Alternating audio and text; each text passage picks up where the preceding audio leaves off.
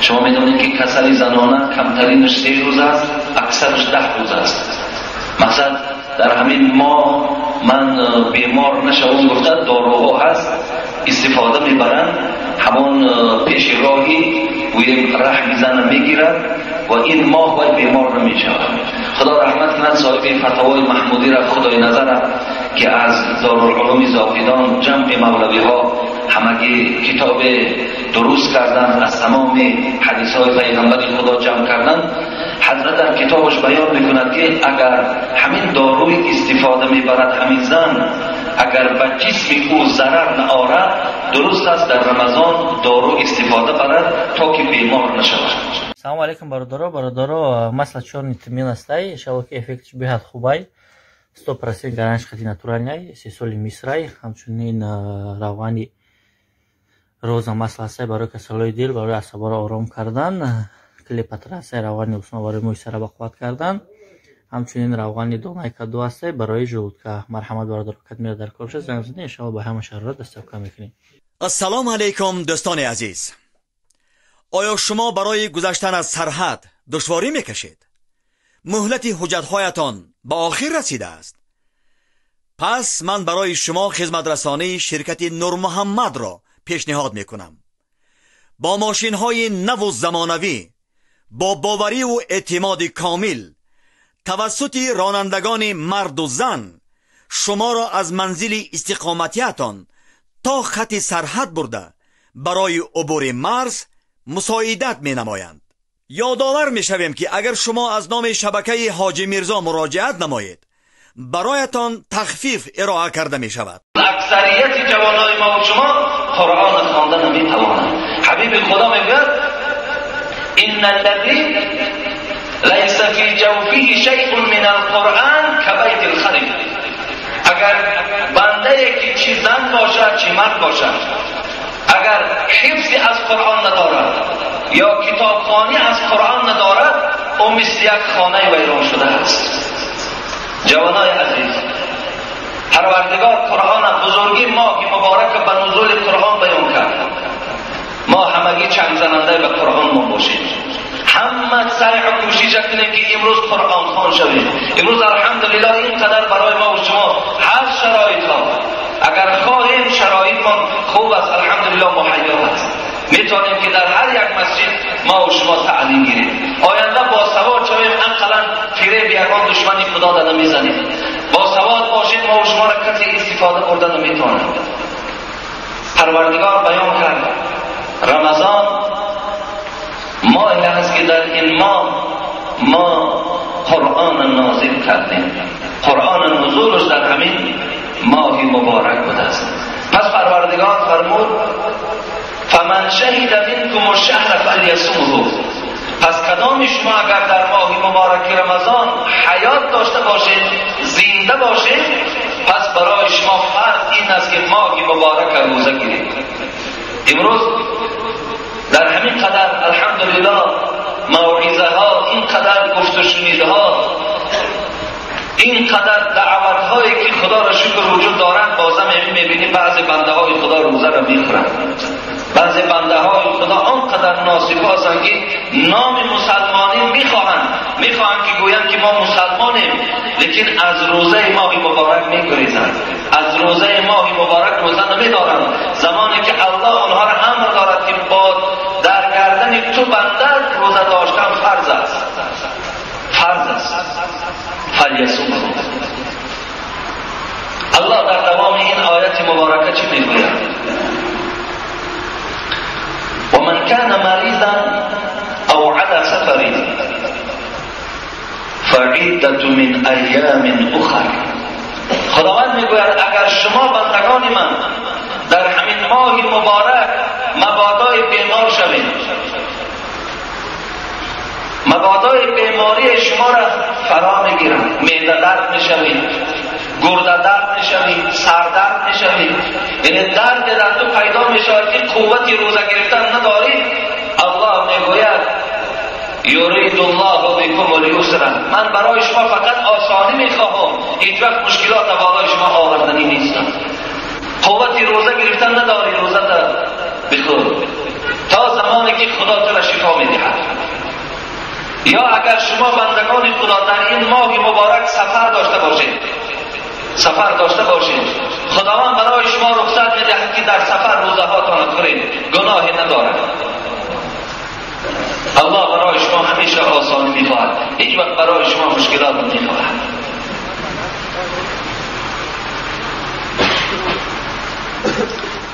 فقط از شما دادرای عزیز، همین خواهش من همین است که روزدار هستیم. حبیب خدا فلا یرفث ولا یسخط، در ماه مبارک یکدیگر را دشنام ندهید. سخنهای بی معنی و ناشایم از زبانهاتون صادر نشود، زیرا که در روزه شما بسیار خلل کلام دارد، در روزه شما بسیار ضرر کلام دارد. سوال جواب ها را انشاءالله شروع میکنم. الحال یک چند خواهر اسلامی من بیرون کوچه از من مکتوب دادن که همین ها را اولا خوانده دهید.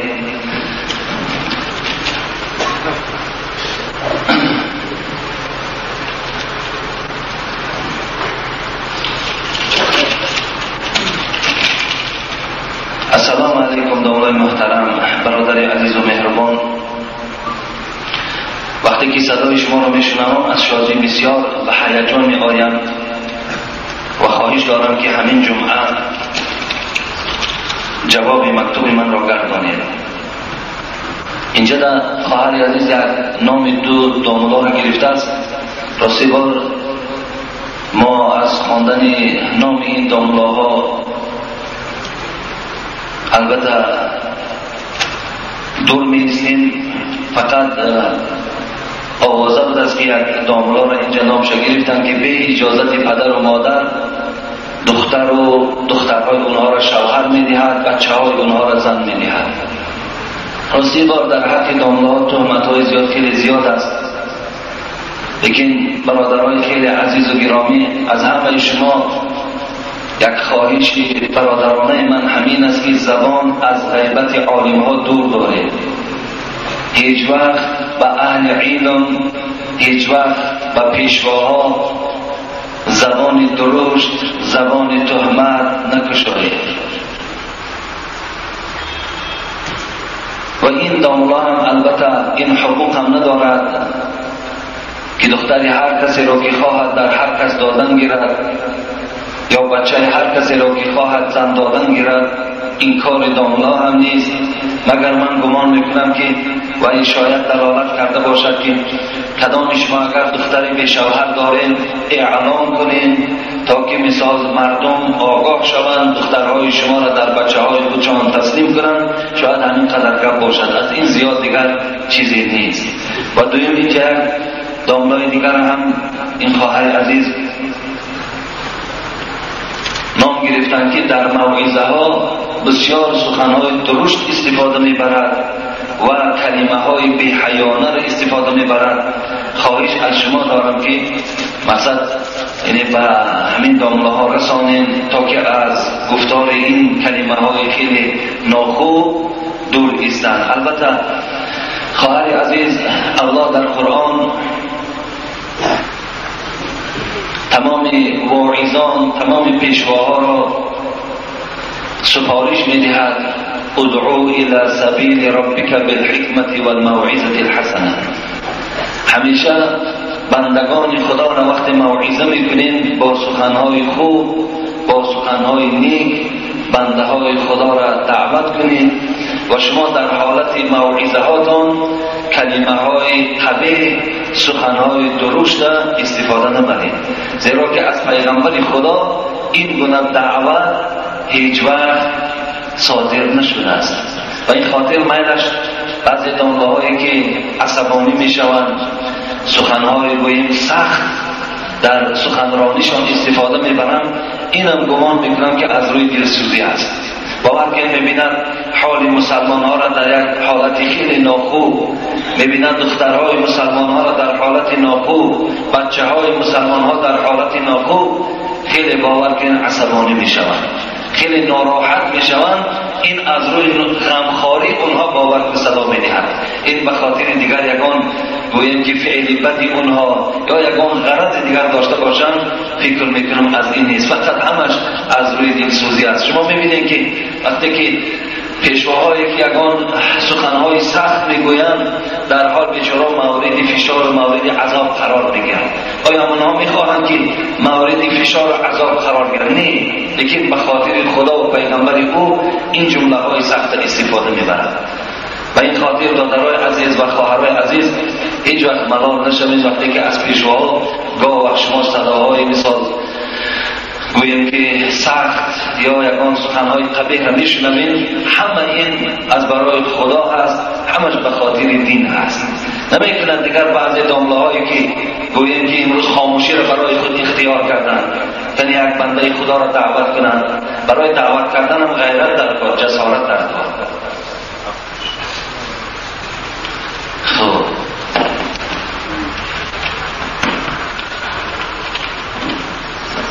درود و رحمت و برکات در عمر جان شما داملای محترم. حمد و ثنا و خداوند عز و جل و حبیب او محمد صلی الله علیه و سلم.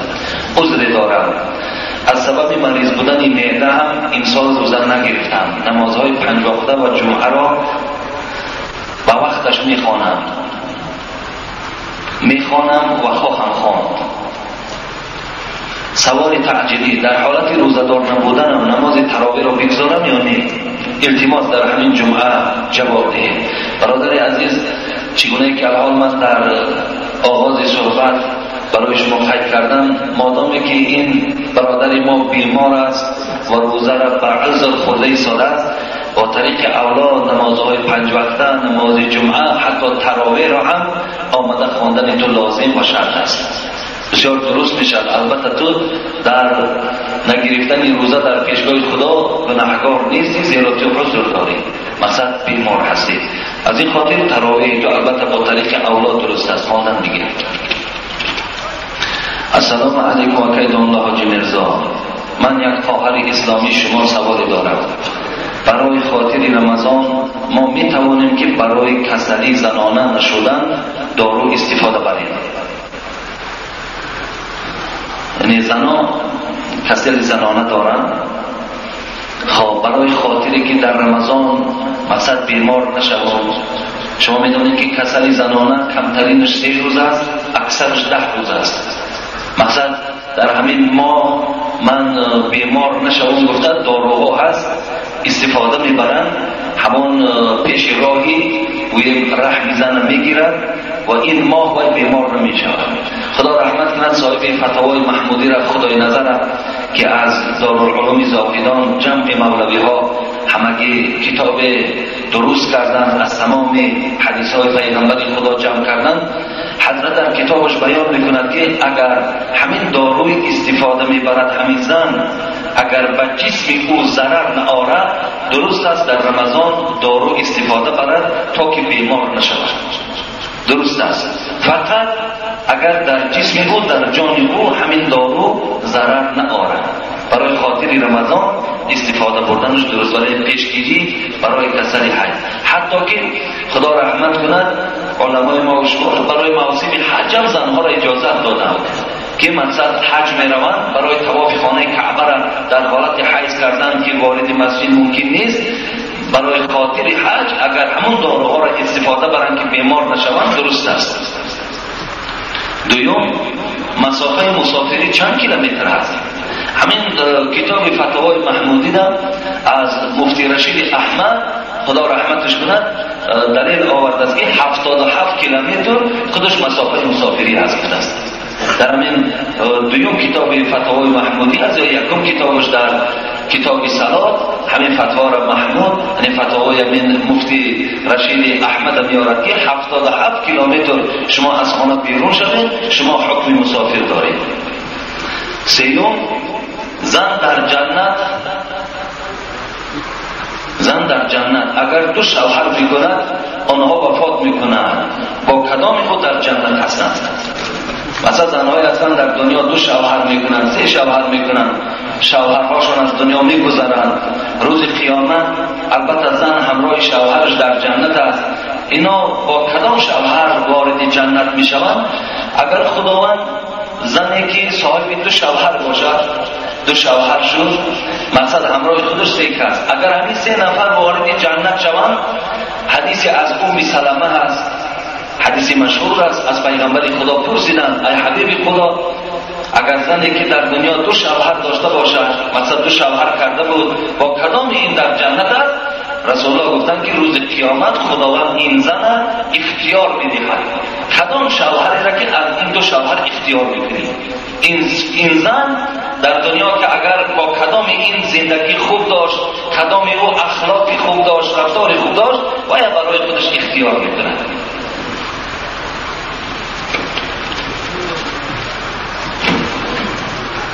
به نام خداوند بخشاینده مهربان، الحمدلله و صلات و سلام علی رسول الله و آله و اصحابه اجمعین. اما بعد، السلام علیکم و رحمت الله و برکاته. بعد از سلام برایتان برادر اهل اسلام از درگاه الهی ایمان کامل، توفیق و انصاف، تنصیحاتی و خانوادی را تماند می نمایم. مقصد نامه به نام مبارک شما عزیزان نوشتن ما از آن است که ما یک گروه زنان محکوم شده درباره یک برادر نهایت گرامی قدر حاجی میرزا معلومات پیدا نموده، ثبت‌ها و دیسکه‌های امر معروفی نموده ایشان را گوش کرده که خوشنود شدیم و کمی هم باشد از چی بودنی گناه و ثواب خبردار شدیم. اینا زنایی هستند که در ترمه هستند، همونو مکتوب روان کردند.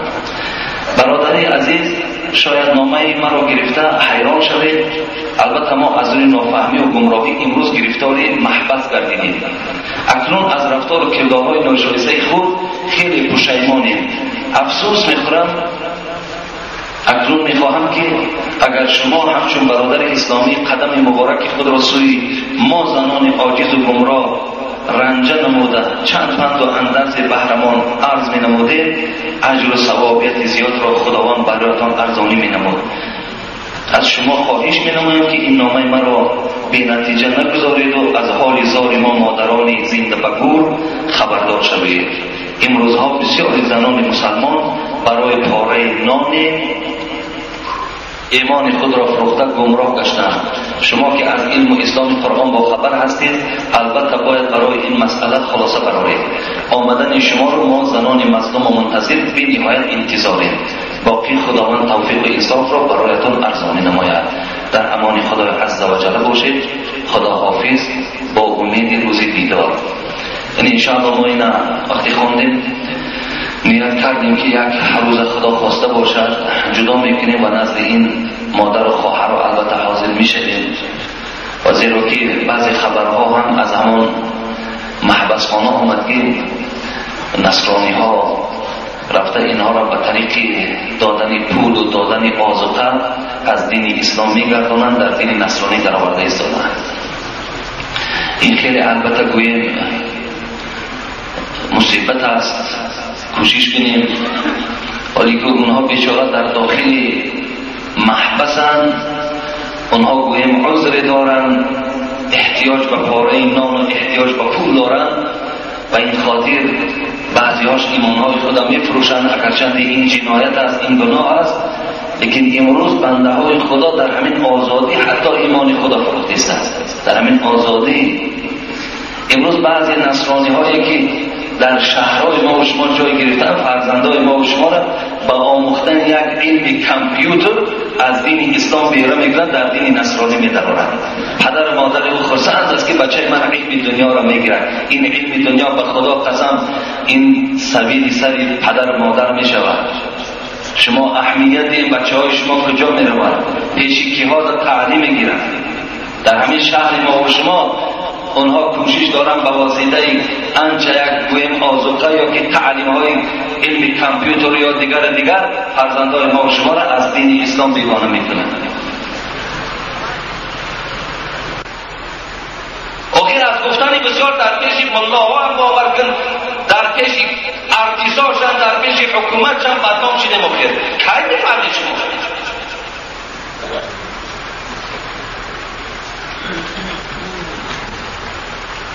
بعضی رفیقای داشتیم حتی صاحب منصب شدن سلام نمیکنن، ختم نام به بچه شده.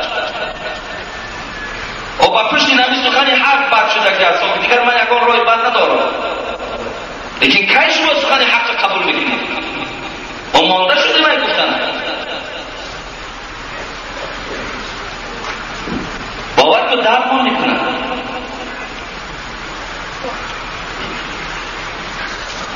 پنج وقت نماز داریم، نماز جماعت داریم، مولایم، حاجیم، شیخیم، صوفیم، توی ما شما را میبینن باور کنید معصیت گناه را خنده میگیرن.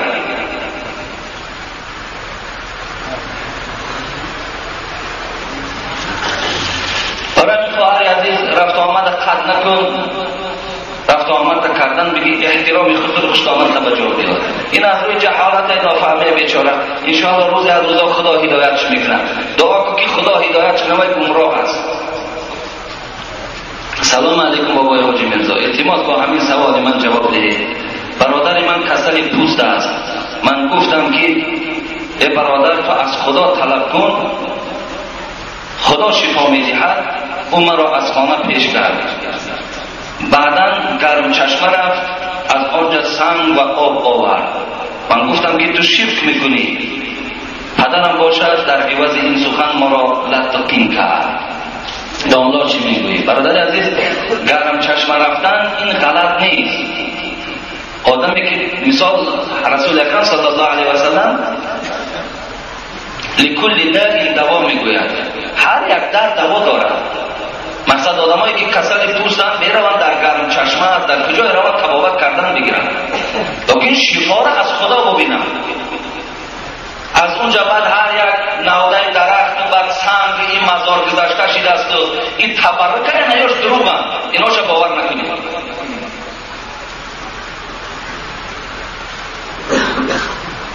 همه وقت شفا از خداست. خداوند شفا را میبخشد. السلام علیکم و رحمت الله و برکاته. یک جوان زن دارد، تخمینا 3-4 سال شده است که فرزند نیافته است و با زن دیگر عاشق شده است و این زن بیوه و صاحب 2 پسر است. این زن بیوه با این جوان میگوید که زنی خودت را سر میدی، بعد من به خانه میایم. زن یکم را پیش کرده است و اما او را طلاق نداده است. میخواهم که جوابش را از شما شنوم. همون جوان در همین مسجد شما نماز میخواند. خیلی مادام زنی بیوه را گرفته است، 2 فرزند دارد، این گناه نیست گرفتن زنی بیوه گرفته است. زن اولا که از خانه پیش کرده است بعدش طلاق شده. طلاق دادن اگر که برای تو مثال زندگی نداری نیت با او، طلاق شده. نیت داری زندگی بیار، زندگی تا کردن بگیر. از همین 2 راه یک تاش انتخاب کن. بسیار از جوانایی که دختراشون 3 سال و 4 سال بیچاره در خانه طلاقشون میکنن. طلاقشون میکنن، این هم یک نامردی است. بگذار بایم شوهر که مدرود باز زندگیش ببینن. چگونه ای که تو فرداش در زن گرفتی وایم بیچاره باز همون عدهش که گذشت رفته شوهرش کردن میکنن. هیچی باقی ندارد. این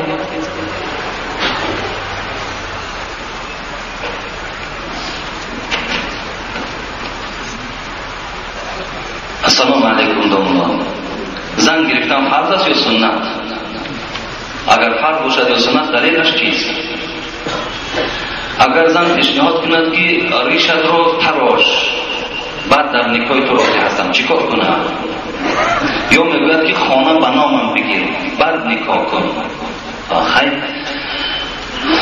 مسئله خانه گرفتن در ولی بسیاری جوانا بسیاری برادرای هستند که میگوید وقتی کدام زنی را که میگویی که مثال بیا در نکاح من درون میگه اول خانه تا بنامم کن و معنیش چی گفتی؟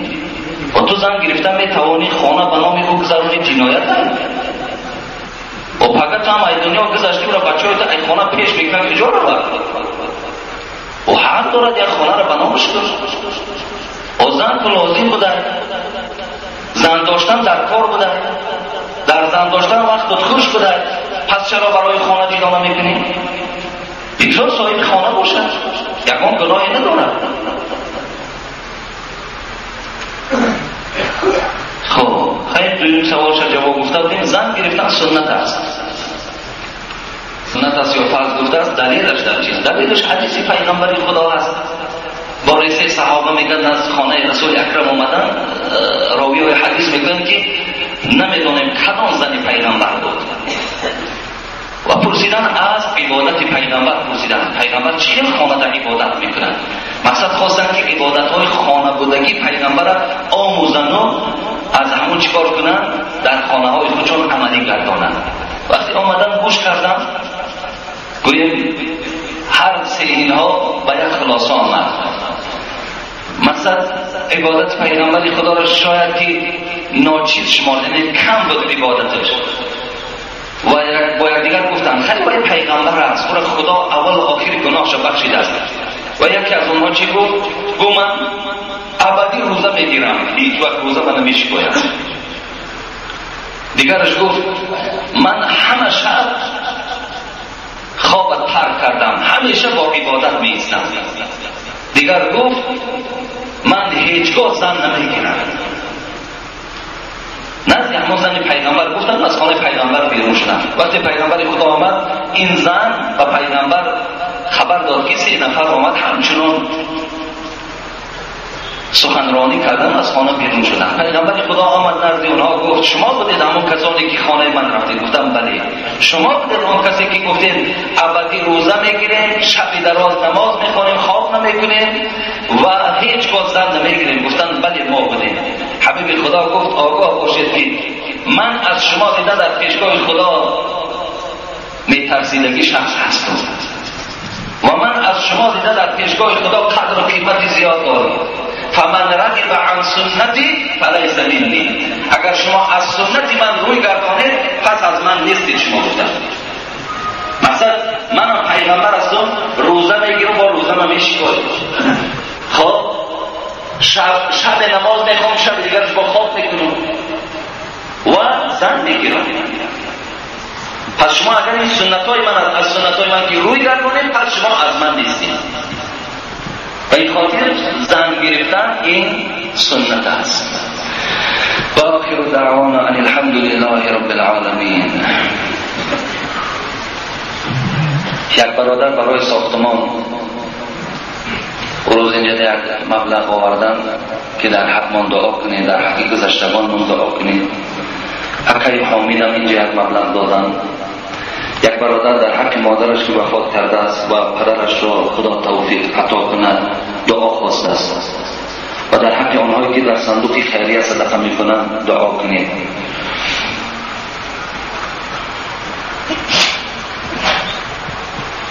خب و یک برادر دیگر ما هم اینجا مبلغ در دست ما دادن. برادر عمر از مسکو با همراه چند برادر دیگر را نامشان گرفتن، در حق ایشان گفتن دعا کنید. البته همیشه ما در حق آن برادرایی که کمک کننده هستند برای آبادی این مسجد همیشه دعا میکنیم و برای برادرایی که در صندوق خیریه هم خیر میکنند در حقشان انشاءالله همیشه ما دعا کننده هستیم و بار دیگر دعا میکنیم که خداوند این خیر احسانها را قبول بگرداند و هر آرزو امیدی که این بندگان کردن خدایا امید آرزوهاشون حاصل بگردانید، گذشتگانشون خدا رحمت و مغفرت بگردانید. همه مسافرهای این تاجیکستان ما را، تمام مسلمان ها را خداوند صحت و سلامت به خاندانشان برسانید. ربنا فاغفر لنا ذنوبنا و کفر عنا سیئاتنا و توفنا مع الابرار.